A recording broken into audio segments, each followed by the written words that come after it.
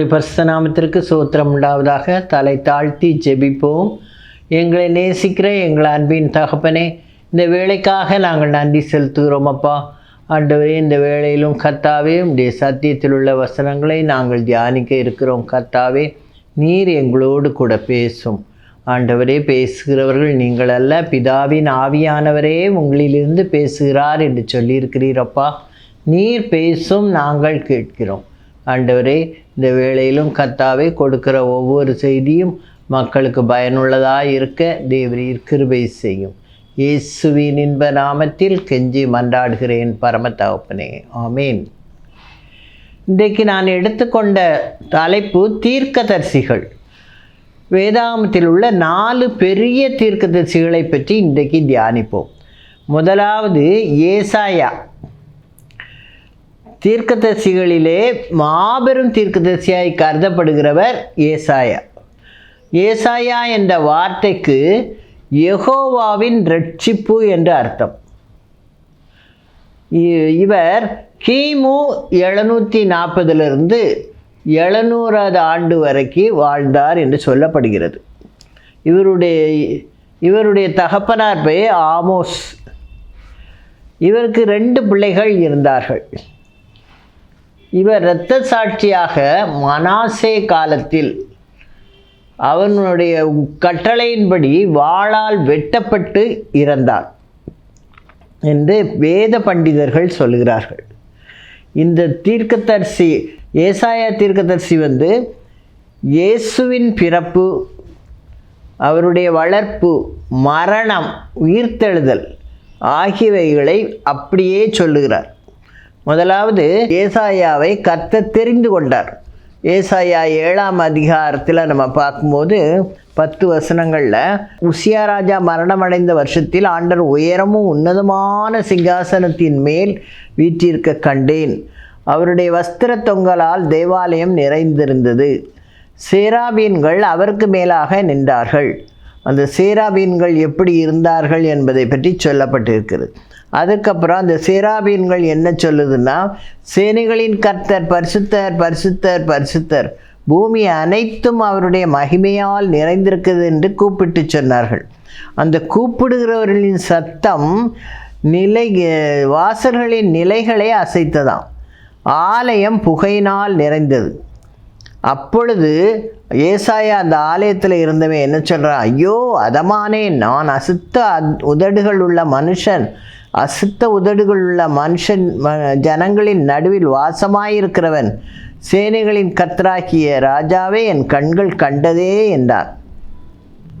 உடனே சேருபீன்கள் ஒருவன் பலிபீடத்திலிருந்து ஒரு கையினால் ஒரு நெருப்பு தழலை எடுத்து இவன் வாயில் தொட்டு, இதோ இது உன் உதடுகளை தொட்டதினால் உன் அக்கிரமம் நீங்கி உன் பாவம் நிவிருத்தியானது என்றான். அவனை முதல்ல சுத்திகரிக்கிறார் ஆண்டவர். அதுக்கப்புறம் ஆண்டவர் கேட்குறார், யாரை நான் அனுப்புவேன், யார் நமது காரியமாய் போவான் என்று உரைக்கிற ஆண்டவருடைய சத்தத்தை கேட்டேன். அதற்கு நான், இதோ அடியேன் இருக்கிறேன், என்னை அனுப்பும் அப்படின்னு சொல்லி முதலாக ஏசாயா ஆண்டவரிடத்தில் தன்னை அர்ப்பணிக்கிறான். அதனால் ஆண்டவர் அவனை தீர்க்கதரிசியாக தெரிந்து கொண்டார்.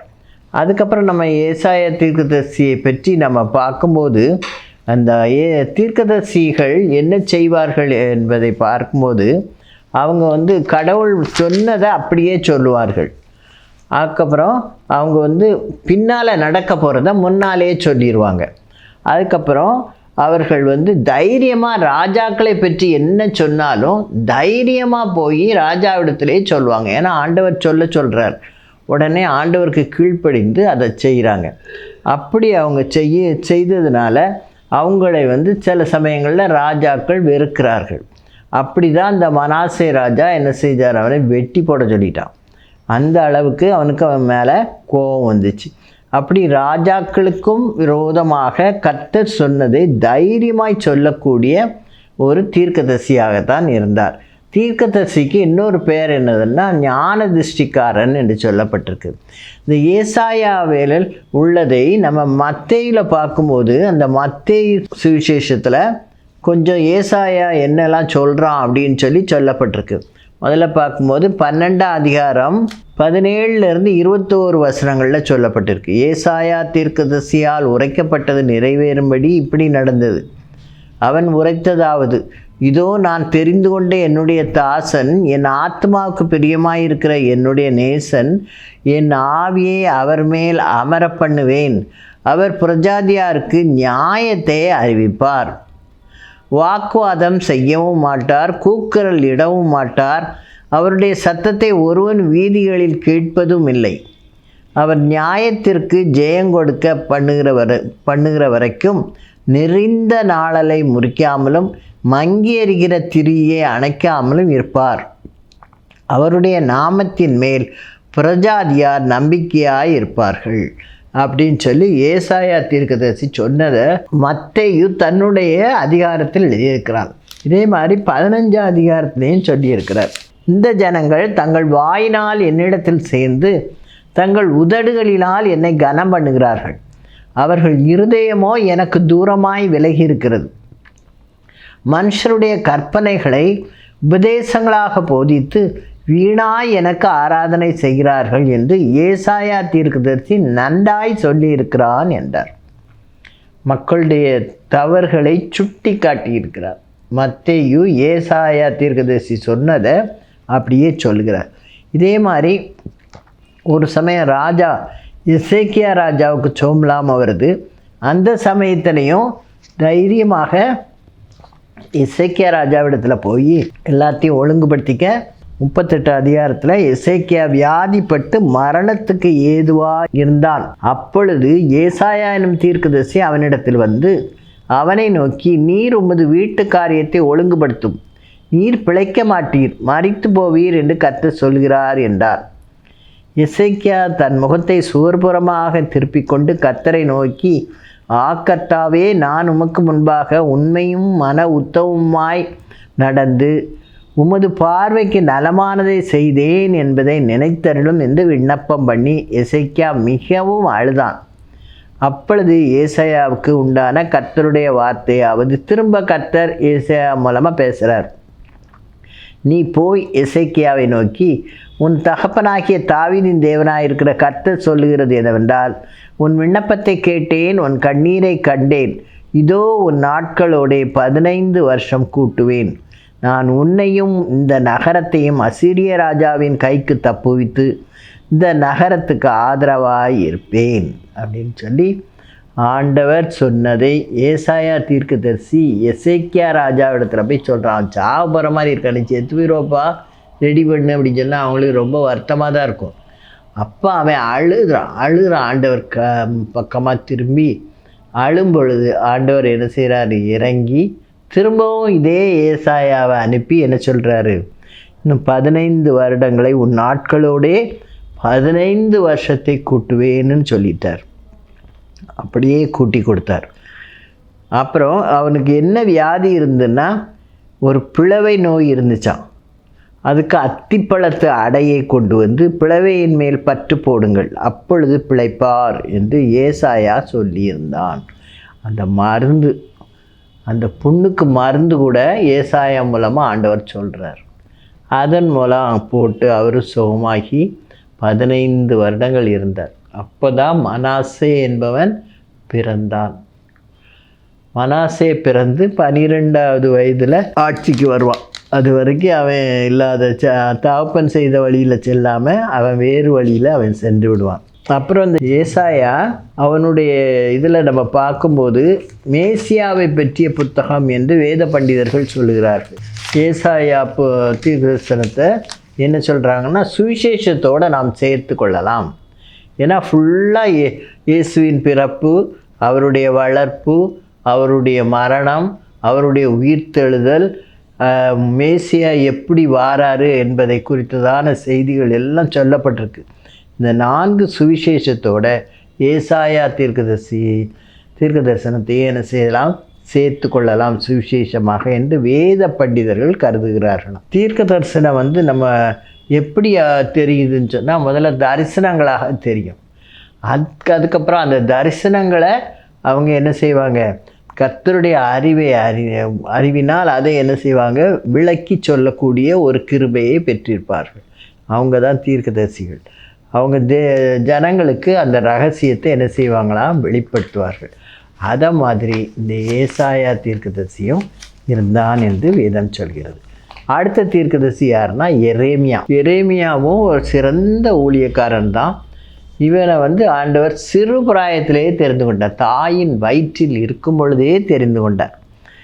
எரேமியா 1ஆம் அதிகாரம் 5வது வசனம், நான் உன்னை தாயின் வயிற்றில் உருவாகும் முன்னே உன்னை அறிந்தேன், நீர் கற்பத்திலிருந்து வெளிப்படும் முன்னே நான் உன்னை பரிசுத்தம் பண்ணி உன்னை ஜாதிகளுக்கு தீர்க்கதரிசியாக கட்டளையிட்டேன் என்று சொன்னார். தாயின் வயிற்றில் உருவாகும் முன்னே, உருவாகிறதுக்கு முன்னாலே அவனை தீர்க்கதரிசியாக ஆண்டவர் நியமிச்சிட்டார். அப்படிப்பட்ட கிருபையை பெற்றவன் தான் யார், எரேமியா. இவனை மக்கள் என்ன சொல்கிறாங்கன்னா கண்ணீரின் தீர்க்கதரிசி, புலம்பலின் தீர்க்கதரிசி என்று சொல்லுவார்கள். ஏன் அப்படி சொல்கிறார்கள் என்றால், இவன் முதல்ல ஆண்டவருடைய அழைப்புக்கு அவன் சரின்னு சொல்லலை. அதுக்கப்புறம் தான் ஆண்டவர் அவனை நீ கண்டிப்பாக நீ செய்யணும் அப்படின்னு சொன்ன பிறகு அவன் அதுக்கப்புறம் அவன் செய்கிறான். அதை நம்ம பார்க்கும்போது 6வது வசனத்தில் சொல்கிறான் பாருங்க, நான் பேச அறியேன் சிறு பிள்ளையாக இருக்கிறேன்னு சொல்கிறான். உடனே ஆண்டவர் என்ன சொல்கிறாரு, நீ அப்படி சொல்லாத, நான் உன்னை அனுப்புகிற எல்லாரிடத்துல நீ போய் நான் உனக்கு கட்டளையிடுகிறவையெல்லாம் நீ பேசுவாயாக, நீ அவர்களுக்கு பயப்பட வேண்டாம், உன்னை காக்கும்படிக்கு நான் உன்னுடனே இருக்கிறேன் என்று கர்த்தர் சொல்கிறார். எவ்வளோ அழகாக ஆண்டவர் சொல்கிறார் பாருங்க. நீ ஒன்றும் பயப்படாத, நான் உன்னோட தான் இருப்பேன், நீ எதுக்கும் கலங்க வேண்டாம் அப்படின்னு சொல்லி ஆண்டவர் அவனிடத்தில் நன்றாக கிளியராக சொல்கிறார். கர்த்தர் தமது கரத்தை நீட்டி என் வாயை தொட்டு, இதோ என் வார்த்தைகளை உன் வாயில் வைக்கிறேன், பார், பிடுங்கவும் இடிக்கவும் அழிக்கவும் கவிழ்க்கவும் கட்டவும் நாட்டவும் உன்னை நான் இன்றைய தினம் ஜாதிகளின் மேலும் ராஜ்யங்களின் மேலும் ஏற்படுத்தினேன் என்று கர்த்தர் என்னுடனே சொன்னார். கர்த்தர் அவனை தெரிந்து கொண்டு அவனை ஒரு தீர்க்கதரிசியாக எல்லாருக்கும் ஆண்டவருடைய வார்த்தையை சொல்லக்கூடிய ஒரு தீர்க்கதரிசியாக அவனை வைத்திருந்தார். அப்புறம் எரேமியா எல்லாத்தையும் போய் மற்றவர்களிடத்தில் சொல்லும் பொழுது ஆண்டவர் அவனுக்கு பலன் கொடுக்குறார். அதனால் அவன் என்ன செய்கிறான், சொல்கிறான். இப்போ பாபிலோனியர் இஸ்ரவேலருக்கு விரோதமாய் வந்தபோது அவர்கள் எரேமியாவுக்கு அதிக பொல்லாப்பு செய்தார்கள். பாபிலோனியர் எருசலேமில் இருக்கிற மக்கள்லாம் பயந்து போய் இருப்பாங்க, கல்தேயர் ஓடி போயிடுவாங்க. இவங்க பாபிலோனியர் வந்த உடனே அவங்க என்ன செய்வாங்க, தீக்கிரையாக்கிடுவாங்க எருசலேமை. அப்படி எருசலேமை சுற்றியுள்ள இடங்களையெல்லாம் அவர்கள் எரித்து தீக்கிரையாக்குறாங்க. அப்புறம் இந்த எரேமியாவை பிடித்து ஒரு பாழுங்கிணற்றில் போட்டுடுறாங்களாம். அதை நீங்கள் பார்த்தீங்கன்னா 38:6 பார்த்தா இருக்குது. அப்பொழுது அவர்கள் எரேமியாவை பிடித்து அவன் காவற்சாலையின் முற்றத்திலிருந்து அமலேக்கின் குமாரனாகிய மல்கியாவினுடைய துறவிலே போட்டார்கள். எரேமியாவை கயிறுகளினாலே அதிலே இறக்கி விட்டார்கள். அந்த துறவிலே தண்ணீர் இல்லாமல் உளையாயிருந்தது. அந்த உலையிலே எரேமியா அமிழ்ந்தினான். அவனை என்ன செஞ்சாங்களாம், அந்த உலையில் போட்டு கொல்றதுக்கு அவனை அங்கே போட்டாங்க. ஆனால் அதை ஒருத்தன் பார்த்துட்டு போய் ராஜாவிடத்தில் சொல்லி அவனை அந்த இடத்துலேருந்து என்ன செய்கிறான், மீட்டு விடுகிறான். கர்த்தர் எப்படியாவது தம்முடைய பிள்ளைகளை என்ன செய்வார், காப்பாற்றுவார். அப்புறம் பார்த்திங்கன்னா அந்த எப்படி பாபிலோனியர் எருசலேமை எரித்து தீக்கிரையாக்கி அந்த மக்களையெல்லாம் அடித்து அவங்க இடத்துக்கு அவர்கள் சிறைப்பிடித்து போகிறதெல்லாம் பார்க்கும்போது செய்கிறான், புலம்பல் பாடி கர்த்தரையும் ஜனங்களையும் அவன் அதிகமாக நேசிக்கிறான். அவர்களுக்காக என்ன செய்கிறானா, கண்ணீர் விடுகிறான். பார்த்தோம்னா ஜனத்தின் பின்மாற்றம், அப்பவும் கர்த்தர் நமக்கு உதவி செய்வார், நம்ம கர்த்தரை தான் அண்டி பிடிக்கணுன்ற புத்தி அவர்களுக்கு வரவே இல்லை. அதை பார்த்த உடனே இவனுக்கு ரொம்ப கவலையாக இருக்குது. அதை பார்த்து அவன் கண்ணீர் சொரிகிறார். என்பதையும் அறிந்து உண்மையான தேவனுடைய பிள்ளைகள் கர்த்தரின் இதய துடிப்பை அறிந்து அவருடைய சன்னிதானத்தில் தேசத்துக்காக மன்றாடுகிறார். நம்ம நிறைய இடங்களில் பார்க்குறோம், தேசத்துக்காக நம்ம மன்றாடணும், நம்ம சபைக்காக நம்ம மன்றாடணும், நம்ம டைசேஷனுக்காக நம்ம மன்றாடணும் அப்படின்னு சொல்லி மன்றாட்டு ஜபங்கள் ஏறெடுக்கப்படுகிறது. ஏனென்றால் அவர்கள் பின்மாற்றத்துக்கு நேராக போய்கொண்டிருக்கிறார்கள். அப்படி ஆண்டவரை தொழுகிறதை விட்டு சிருஷ்டியை தொழுகிறார்கள். அதற்கு அதிக முக்கியத்துவம் கொடுக்கிறார்கள். நம்ம இதில் பார்த்திங்கன்னா ஒரே ஆடலும் பாடலும், அதற்கு ரொம்ப முக்கியத்துவம் கொடுக்கிறார்கள். அவர்கள் தேவ வசனத்துக்கு முக்கியத்துவம் கொடுக்கலை, கர்த்தருக்கு முக்கியத்துவம் கொடுக்கலை. அப்போ அதெல்லாம் கர்த்தருக்கு விரோதமான ஒரு பாவம் என்பதை அவர்கள் புரியாமல் இருக்கிறார்கள்.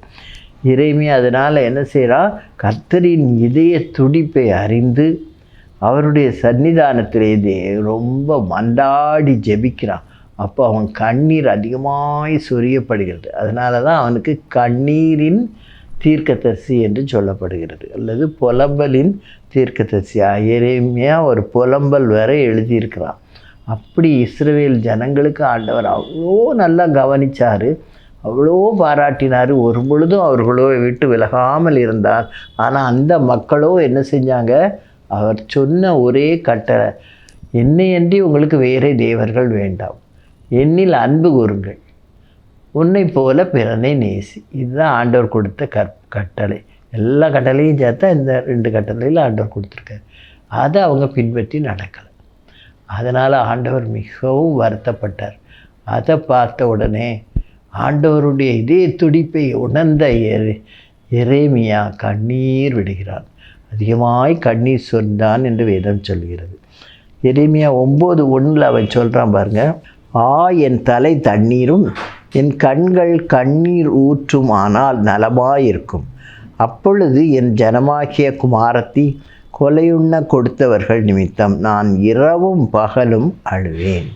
இப்படி என் ஜனங்கள் அழிந்து போய் கொண்டிருக்கிறார்களே என்று சொல்லி நான் என்ன செய்வேன், இரவும் பகலும் அழுவேன் என்று சொல்கிறார். அந்த காலத்தில் நிறைய தீர்க்கதரிசிகளும் பரிசுத்தவான்களும் கர்த்தரோடு இருந்து அவங்க கர்த்தருக்காக நின்றதுனால இன்றைக்கு வரைக்கும் கர்த்தர் என்ன செய்கிறார், மனிதரோடு பேசி கொண்டே இருக்கிறார். பழைய ஏற்பாட்டுக்கும் புதிய ஏற்பாட்டுக்கும் இடைவெளியில் ஒரு தீர்க்க தரிசனமும் இல்லை, ஒன்றும் இல்லை. புதிய ஏற்பாடு வந்த பிறகு தான் என்ன செய்யப்பட்டிருக்கு, தீர்க்க தரிசன ஊழியம் நடைபெறுகிறது. முதல்ல தீர்க்க தரிசிகளை ஆண்டவர் உண்டாக்கினார். எல்லாருக்கும் அந்த வரத்தை ஆண்டவர் கொடுக்கல. அதுக்கப்புறம் ஆண்டவர் மரித்து அவர் உயிர்த்தெழுந்து அவர் பரத்துக்கு போகும்போது அவர் என்ன செய்தார், பரிசுத்த ஆவியை, தன்னிடத்தில் உள்ள பரிசுத்த ஆவியை நமக்கு கொடுத்தார்.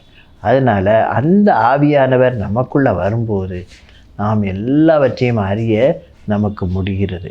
அதைத்தான் ஆண்டவர் சொல்கிறார், எல்லாரும் ஒன்றும் இல்லாமல் போனால் கூட கர்த்தருடைய கிருபை நம்மை ஆவியானவர் மூலமாக நம்மளை வழி நடத்தும். அப்போ அந்த ஆவி நமக்குள்ளே வரும்போது நாம் பலனடைகிறவர்களாக இருப்போம். இதை பவுல் அப்போஸ்தலன் தன்னுடைய அதிகாரத்தில் சொல்கிறான். எப்படி சொல்கிறான்னு பாருங்கள். பவுல் அப்போஸ்தலன் சொல்லும் பொழுது 1 கொரிந்தியர் 14:1 அன்பை நாடுங்கள், ஞான வரங்களையும் விரும்புங்கள், விசேஷமாய் தீர்க்க தரிசன வரத்தை விரும்புங்கள். இப்போ தீர்க்க தரிசனம் என்னதாக மாறுகிறது, ஒரு வரமாக மாறுகிறது. ஆண்டவர் சொன்ன ஆவியின் வரங்கள் 9 இதுவும் ஒரு வரமாக ஆண்டவர் சொல்கிறார். 1 கொரிந்தியர் 12:10 வேறொருவனுக்கு அற்புதங்களை செய்யும் சக்தியும், வேறொருவனுக்கு தீர்க்க தரிசனம் உரைத்தலும், வேறொருவனுக்கு ஆவிகளை பகுத்தறிதலும். அப்படி ஆண்டவர் என்ன செய்கிறார், பல விதமான வரங்களை மக்களுக்கு கொடுக்கிறார். நம்ம அந்த வரங்களை என்ன செய்யணும், நாடணும். நம்ம நாடி அதை விரும்பினோன்னு சொன்னால் அந்த வரங்கள் நமக்கு என்ன செய்யப்படும், கொடுக்கப்படும். அதை தான் பவுல் அப்போஸ்தலன் சொல்லும்போது அன்பை நாடுங்கள், ஞான வரங்களையும் விரும்புங்கள், விசேஷமாய் தீர்க்க தரிசன வரத்தை விரும்புங்கள். தீர்க்க தரிசனம் சொல்லுகிறவனோ மனுஷருக்கு பக்தி விருத்தியும் புத்தியும் ஆறுதலும் உண்டாகத்தக்க பேசுகிறான். இப்போ தீர்க்க தரிசனம் சொல்கிறது மற்றவங்களுக்கு எப்படி இருக்குதா, பக்தி விருத்தியை உண்டாக்கும், அவர்களுக்கு ஆறுதலையும் கொடுக்கும். ஆண்டவர் பேசுகிறார், அதனால் அது அவர்களுக்கு பயனுள்ளதாக இருக்கும். இதை மாதிரி எரேமியா கர்த்தருக்கென்று எந்த சூழ்நிலையிலையும் ஊழியம் செய்தார். எப்படி அவரை போட்டால் கூட அவர் என்ன செய்யலை, கர்த்தர் சொன்னதை சொல்லாமல் அதனால் இஸ்ரவேல் ஜனங்கள் கடைசியில் எரேமியாவோட நல்ல முறையில் இருக்க கர்த்தர் கிருபை செய்தார். யூதா ரட்சிக்கப்பட்டு எருசலேம் சுகமாய் தங்கும், அவர் எங்கள் நீதியாக இருக்கிற கர்த்தர் என்று எரேமியா 33:16 சொல்லப்பட்டிருக்கு. எரேமியா 33:16 இந்த வசனம் சொல்லப்பட்டிருக்கு. அந்நாட்களில் யூதா ரட்சிக்கப்பட்டு எருசலேம் சுகமாய் தங்கும், அவர் எங்கள் நீதியாய் இருக்கிற கர்த்தர் என்பது அவருடைய நாமம். இப்போ தான் அவங்க உணர்வாங்க, அப்படிப்பட்ட ஒரு காலம் வரும் என்று சொல்லி எரேமியா தன்னுடைய தீர்க்க தரிசனத்தில் கூறியிருக்கிறார். அது வர்ற காலம் வெகு சமீபத்தில் இருக்குது. எல்லா இடங்களிலும் சிதறி போய் கிடந்த யூதர்கள் எல்லாரும் இஸ்ரேல் என்னும் ஒரு நாடு உருவாகுவதற்கு காரணமாக இருந்தார்கள். எசேக்கியேல் தீர்க்கதரிசியில் நம்ம பார்க்கும்போது 1948 ஆண்டில் அப்படி யூதர்கள் எல்லாம் ஒரு இடத்துல சேர்ந்தார்கள். இஸ்ரேல் என்னும் நாடு உருவானது என்று சொல்லப்பட்டிருக்கிறது. அது பேப்பர் நியூஸ். அப்படி அவங்களெல்லாம் சிதறடிக்கப்பட்டவர்களை எல்லாம் திரும்பவும் கர்த்தர் என்ன செய்தார், ஒன்று சேர்த்தார். இது எரேமியா காலத்திலையும் எசேக்கியேல் காலத்திலும் நடைபெற்றது. எசேக்கியேல் அடுத்த தீர்க்கதரிசி யாருன்னா எசேக்கியேல். எசேக்கியேல் என்றதற்கு என்ன அர்த்தம்னா தேவனுடைய பலம். எசேக்கியேலுக்கு தேவனுடைய பலம். இவர் ஏறக்குறைய 22 வருடங்கள் கர்த்தருடைய ஊழியத்தை செய்து வந்தார். இவர் என்ன செய்கிறாரா, மக்களினுடைய பாவங்களின் நிமித்தம் உண்டான தண்டனை, அவர் காலத்தில் தேசங்களில் நடந்த பாவத்தினால் உண்டான தண்டனைகளை குறித்து முதலே சொன்னார். ஆனால் அந்த மக்களுக்கு அந்த உணர்வே இல்லாமல் போயிற்று. தேசத்தை அழிக்காதபடிக்கு அவர் எப்பவும் திறப்பிலே நின்று மக்களுக்காக ஜெபித்தாராம்.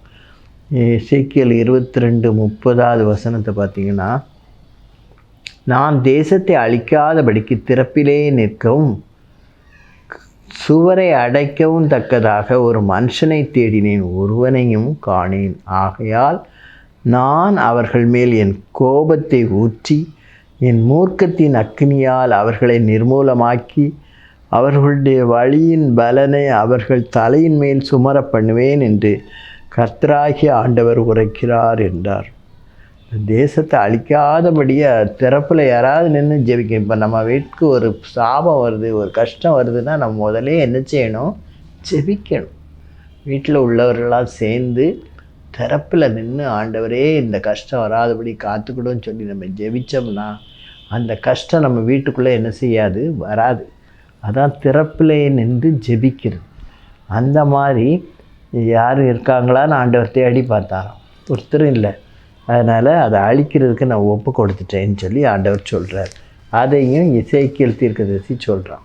அதுக்கப்புறம் ஒரு நாள் எசேக்கியேல் தீர்க்கதரிசியை ஆண்டவர் வரும்பொழுது என்ன செய்யப்படுவார்கள், இறந்தவர்களாம் உயிரோடு எழும்புவார்கள் என்று சொல்லப்பட்டிருக்கு. அது எப்படி நிறைவேறும் என்பதை காட்டுவதற்கு ஆண்டவர் ஒரு இதை காட்டுறார். எங்கன்னா நீங்கள் பார்த்தீங்கன்னா எசேக்கியேல் 37ஆம் அதிகாரம். எசேக்கியேலை கர்த்தர் என்னை ஆவிக்குள்ளாக்கி வெளியே கொண்டு போய் எலும்புகள் நிறைந்த ஒரு பள்ளத்தாக்கின் நடுவில் நிறுத்தி, பள்ளத்தாக்கு ஃபுல்லாக எதாக இருக்குது, எலும்புகளுமா உடஞ்சி நிறைய கிடக்கு. அவைகளின் அருகே வெட்ட வழியில் கிடந்தது. அவைகள் மிகவும் உலர்ந்ததாக இருந்தது. அது உயிரிடையெல்லாம் செய்ய முடியாது. ஆனால் ஆண்டவர் என்ன சொல்கிறார், என்னை நோக்கி மனுபுத்திரனே இந்த எலும்புகள் உயிரடையுமா என்று கேட்டார். அதற்கு நான் கர்த்தராய ஆண்டவரே தேவரீர் அதை அறிவீர் என்றேன். அப்பொழுது அவர், நீ இந்த எலும்புகளை குறித்து தீர்க்க தரிசனம் உரைத்து அவைகளை பார்த்து சொல்ல வேண்டியது என்னவென்றால், உலர்ந்த எலும்புகளே கர்த்தருடைய வார்த்தையை கேளுங்கள். கர்த்தராகிய ஆண்டவர் இந்த எலும்புகளை நோக்கி, இதோ நான் உங்களுக்குள் ஆவியை பிரவேசிக்க பண்ணுவேன், அப்பொழுது உயிரடைவீர்கள். அப்படி ஆண்டவர் கட்டளை கொடுக்குறாரு, நீங்கள் எழும்புங்க அப்படின்னு சொல்லி அந்த எலும்புகளுக்கு நீ கட்டளை கொடுன்னு சொல்கிறார் ஆண்டவர். எனக்கு ஆச்சரியமாக இருக்குது, என்னடா வளர்ந்து கிடக்கு, இது எப்படி ஆகும் நீ. அப்படி அவன் கொடுக்கும்போது அந்த எலும்புகள்லாம் உயிரடையுது. அதுக்கப்புறம் கொஞ்சம் கொஞ்சமாக நரம்புகள் வருது, தசைகள் வருது, எல்லாம் ஒரு முழு மனுஷனாக, அவன் உயிர் பெற்ற மனுஷனாக ஒரு பெரிய சேனையாக அந்த இடத்துல உருவாகிட்டாங்களாம். 10ஆம் வசனம் பாருங்கள். அப்பொழுது ஆவி அவர்களுள் பிரவேசிக்க அவர்கள் உயிரிழந்து காலூன்றி மகா பெரிய சேனையாக நின்றார்கள். அது அவ்வளோ எலும்பு துண்டு எல்லாம் ஒன்று சேர்ந்து பெரிய மகா சேனையாய் நின்றார்களாம். அந்த அளவுக்கு ஆண்டவர் எசேக்கியேலுக்கு வெளிப்படுத்தி இருக்கிறார். இப்படி நடக்கும், இனி வரும் காலங்களில் அப்படி நடக்கும் என்பதை ஆண்டவர் வெளிப்படுத்தி இருக்கிறார்.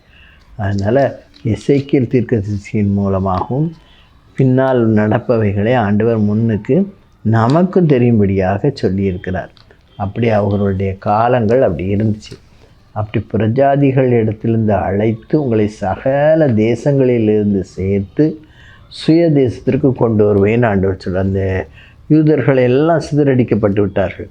அவர்களை எல்லாரையும் ஆண்டவர் உங்களை கொண்டு வருவேன்னு சொல்கிறார் பாருங்கள். எசேக்கியேல் 36:24. நான் உங்களை புறஜாதிகள் இடத்திலிருந்து அழைத்து உங்களை சகல தேசங்களிலும் இருந்து சேர்த்து உங்கள் சுய தேசத்திற்கு உங்களை கொண்டு வருவேன். உங்களை சுய தேசத்திற்கு நான் கொண்டு வருவேன்னு சொல்கிறார். அப்படி ஆண்டவர் என்ன செய்கிறார்? கொண்டு வருகிறார். அப்படி தீர்க்கதரிசிகள் மூலமாக கர்த்தர் தம்முடைய வருகையை குறித்தும் தம்முடைய நாட்டில் நடக்கக்கூடிய எல்லா காரியங்களை குறித்தும் அவர் முன் அறிவிக்கிறார் தீர்க்கதரிசிகள் மூலமாக. இப்போ எசேக்கியேல் ஒரு திறப்பிலே நின்று மக்களுக்காக என்ன செய்தார்? ஜெபித்தார். அதனால் அநேக ஆத்மாக்களை கர்த்தரிடத்தில் நாமும் அப்படி ஜெபிப்போம், அநேக ஆத்மாக்களை வழி நடத்துவோம். கடைசியாக தானியேல் யாருன்னா எல்லாருக்கும் தெரிந்ததான், சிறந்த வேத அறிவு வல்லமையாக கொண்ட ஒரு தீர்க்கதரிசி. இவர் தன்னுடைய பரிசுத்தத்தை எப்பொழுதும் என்ன செய்து கொண்டார்? பாதுகாத்து கொண்டார். பாபிலோன் தேசத்திற்கு சிறைப்பட்டு போனாலும் நான் அங்கே சாப்பிட மாட்டேன், தீட்டுப்பட்டது அதை தொட மாட்டேன்னு சொல்லி அதில் ரொம்பவும் கவனமாக இருந்தார். அப்புறம் ஒரு சமயம் நேபுகாத்நேச்சார் சொப்பனம் கண்டு கலங்கி இருக்கும்போது அவர் என்ன சொல்கிறார்? என் சொப்பனத்தையும் சொல்லணும், அதுக்கு அர்த்தத்தையும் சொல்லணும், சொல்லாதவங்களெல்லாம் தலையை வெட்டி போட்டுருவேன்னு சொல்கிறார். உடனே எல்லோரும் ரொம்ப பயப்படுறாங்க. சூனியக்காரைய கல்தேயர் எல்லாரையும் அழைத்து சொல்கிறான் அந்த காரியத்தை. அவங்க நீங்கள் சொப்பனத்தை சொன்னால் தான் நாங்கள் அர்த்தம் சொல்ல முடியும்னு சொல்கிறாங்க. உடனே தானியேல் என்ன செய்கிறான்? அவனிடத்தில் போய் ராஜாவுக்கு அர்த்தத்தை சொல்லுவதற்கு தவணை கொடுக்க விண்ணப்பிக்கிறான். உடனே சரின்னு ராஜா கொடுக்குறார். உடனே தன்னுடைய நண்பர்கள் அனனியா, மிஷாவேல், அசரியா 3 பேரும் சேர்ந்து தானியேலோடு சேர்ந்து ஜெபிக்கிறாங்க. கர்த்தரை நோக்கி பார்த்து இந்த சொப்பனத்தை எங்களுக்கு தெரியப்படுத்தணும். ராக்காலத்தில் மறைபொருள் தானியேலுக்கு வெளிப்படுத்தப்பட்டது. அப்போது தானியேல் அதை என்ன செய்தான்? அந்த ராஜா இடத்துல சொன்னான். ராஜாவுக்கு ஒரே ஆச்சரியமாக போயிடுச்சு. இவனுடைய தேவனே தேவன் என்று சொல்லி அவன் சொல்லக்கூடிய அளவுக்கு அந்த சொப்பனத்தையும் அதன் அர்த்தத்தையும் அவன் அறிவித்தான். அப்புறம் இன்னொரு ராஜா வராரு. அவர் யாருன்னா தரியு ராஜா.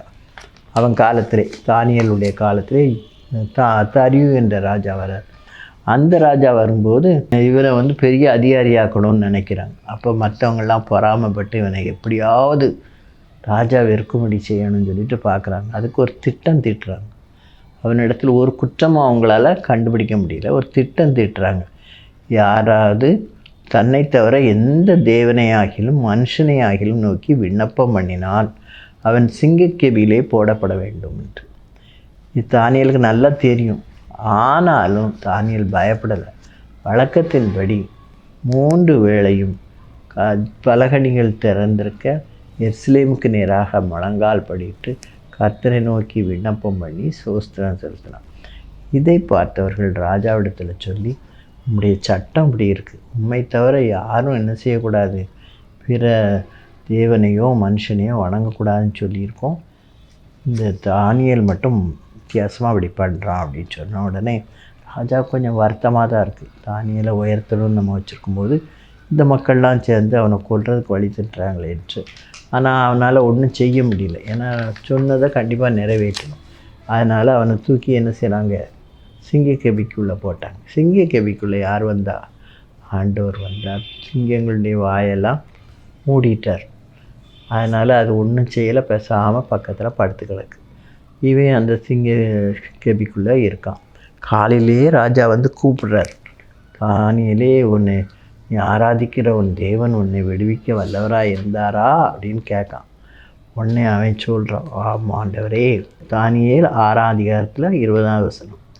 தானியேலே, ஜீவனுள்ள தேவனுடைய தாசனே, நீ இடைவிடாமல் ஆராதிக்கிற உன் தேவன் உன்னை சிங்கங்களுக்கு தப்புவிக்க வல்லவராக இருந்தாரா என்று தானியேலை கேட்டான். அப்பொழுது தானியேல், ராஜாவே நீர் என்றும் வாழ்க, நான் வந்து யாருக்குமே துரோகம் பண்ணலை. அதனால் ஆண்டவர் என்ன செய்தார், அவைகளின் வாயை கட்டி போட்டார். அதேனென்றால் அவருக்கு முன்பாக நான் குற்றமற்றவனாய் காணப்பட்டேன், ராஜாவாகிய உமக்கு முன்பாகவும் நான் நீதிகேடு செய்ததில்லை என்றான். உடனே ராஜா என்ன செய்கிறார், தானியேலை கெபியிலிருந்து வெளியே தூக்கி விட்டார். தானியேல் வெளியே வந்த பிறகு அவனை உள்ளே போடணும்னு சொன்னாங்க இல்லையா, அவன் மேலே குற்றம் சாட்டினவர்களை எல்லாம் பிடிச்சி சிங்கக்கெபிக்குள்ளே போட்ட உடனே அவர்களை அது கொன்று போட்டது. அதனால் ராஜா என்ன சொல்கிறாருன்னா, தானியேலின் தேவனுக்கு முன்பாக நடுங்கி பயப்பட வேண்டும் என்று என்னாலே தீர்மானம் பண்ணப்படுகிறது. அவர் ஜீவனுள்ள தேவன், அவர் எந்தெந்தைக்கும் நிலைத்திருக்கிறார், அவருடைய ராஜ்யம் அழியாது, அவருடைய கர்த்தத்துவத்துக்கு முடிவு பரியந்தம் நிற்கும் அப்படின்னு சொல்லி அவர் ரொம்ப திட்டம் தெளிவுமாக சொல்கிறார். அதனால் தானியேலின் காரியம் எப்படி இருந்துச்சா, ஜெயமாக இருந்தது. இப்படி கர்த்தர் தானியேல் பரிசுத்தமாய் வாழ்ந்தான், கர்த்தருக்கு பிரியமானவனாய் வாழ்ந்தான். அதனால் கர்த்தர் தானியேலை எப்படி ஆசீர்வதிக்கிறார் பாருங்கள். தானியேல் 12:3 ஞானவான்கள் ஆகாய மண்டலத்தின் ஒளியைப் போலவும் அநேகரை நீதிக்கு உட்படுத்துகிறவர்கள் நட்சத்திரங்களைப் போலவும் என்றென்றைக்கும் உள்ள சதா காலங்களிலும் பிரகாசிப்பார்கள். அதை மாதிரி தானியேல் ஒரு ஞானவானாக இருந்தாலும் பிரகாசிக்கக்கூடிய கிருபையை கர்த்தர் அவன் கொடுத்தார். அப்படியே நாமும் தானியேலை போல பரிசுத்தமும் ஞானம் உள்ளவர்களாக இருந்தால் கர்த்தர் நம்மையே என்ன செய்வார், உயர்த்தி பிரகாசிக்க செய்கிற தேவனாக இருக்கிறார். இன்றைக்கு நம்ம 4 விதமான தீர்க்கதரிசிகளை பற்றி பார்த்தோம். ஏசாயா தீர்க்கதரிசி, எரேமியா தீர்க்கதரிசி, எசேக்கியேல் தீர்க்கதரிசி, தானியேல் தீர்க்கதரிசி. இந்த 4 பேர் மூலமாகவும் நாம் இன்றைக்கு கற்றுக்கொண்ட எல்லா காரியங்களையும் தேவன் தாமே நம்முடைய வாழ்க்கையிலும் அதை நாம் பற்றி கொள்வோம். கர்த்தர் நம்மையும் என்ன செய்வார், ஆசீர்வதிப்பார். நம்மையும் அவர்களைப் போல உயர்த்துவார். இறுதியில் நமக்கும் அந்த அழியாத நித்திய ஜீவனை கொடுத்து நம்மை அவரோடு கூட சேர்த்து கொள்வார். தலை தாழ்த்தி ஜெபிப்போம். எங்களை நேசிக்கிற எங்கள் அன்பின் தகப்பனே, இந்த வேலைக்காக நாங்கள் நன்றியோடு உம்மை துதிக்கிறோம் அப்பா, உம்மை சோத்தரிக்கிறோம் கர்த்தாவே. கர்த்தர் நல்லவர் என்பதை ருசித்து பார்க்க எங்களுக்கு தருணத்தை தந்திருக்கிறீர் ஆண்டவரே. இந்த 4 தீர்க்கதரிசிகளை பற்றி நாங்கள் கற்றுக்கொண்டோம் சுவாமி. அவர்களுடைய நல்ல குணங்கள் எங்களுடைய வாழ்க்கையிலும் காணப்படத்தக்கதாக ஆண்டவரே நாங்கள் உம்முடைய வார்த்தைகளை மற்றவர்களுக்கு சொல்லவும் அதன் மூலமாக அவர்களை உம்மண்டை வழிநடத்தவும் எங்களுடைய வாழ்க்கையில் உண்மை மற்றவர்களுக்கு காட்டுகிறவர்களாய் இருக்கத்தக்கதாக நீர் எங்களை பரிசுத்தப்படுத்தி பாதுகாத்து கொள்ளும் சுவாமி. ஆண்டவரே அன்பை நாடுங்கள், அதுக்கப்புறம் ஞான வரங்களை நாடுங்கள், பின்பு தீர்க்க தரிசன வரத்தை நாடுங்கள் என்று சொன்னது போல நாங்கள் எல்லாரும் இந்த வரங்களை நாடி உம்மண்டை வரத்தக்கதாக நீர் கிருபை செய்யும். நீர் ஆசீர்வதியும், நீர் வழி நடத்தும் கர்த்தாவே. கிராஸ் டிவியில் வேலை செய்கிறவர்கள், இதற்கென்று உழைக்கிறவர்கள், இதை நடத்துகிறவர்கள், இதற்கென்று கொடுக்கிறவர்கள் எல்லாரையும் நீர் ஆசீர்வதித்தரும். நேசக்கரம் யாவரையும் காத்து வழிநடத்த வேண்டும் என்று எங்கள் கர்த்தரும் அருமை இரட்சகருமாகிய இயேசு கிறிஸ்துவின் மூலமாய் வேண்டிக் கொள்கிறோம் பரம தகப்பனே, ஆமீன். இதுவரைக்கும் தீர்க்கதரிசிகள் பற்றி தியானித்தோம். தேவன் தாமே இந்த வார்த்தைகளை நமக்கு ஆசீர்வதித்து கொடுப்பாராக. God bless you all.